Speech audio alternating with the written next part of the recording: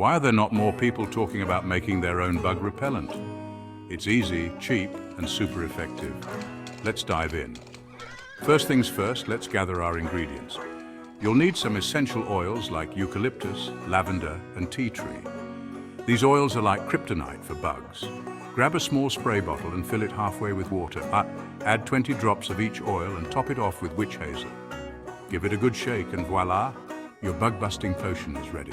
Now this magical mix helps keep mosquitoes, ticks, and even those pesky flies at bay. Just spritz it on your skin and clothes before heading out. Pro tip, reapply every couple of hours for maximum protection. But wait, there's more. If you're out of witch hazel, you can substitute it with vodka. No, this isn't a party trick, it works like a charm. So next time you're in the great outdoors, remember this simple recipe. Say goodbye to bug bites and hello to happy trails. Happy bushcrafting.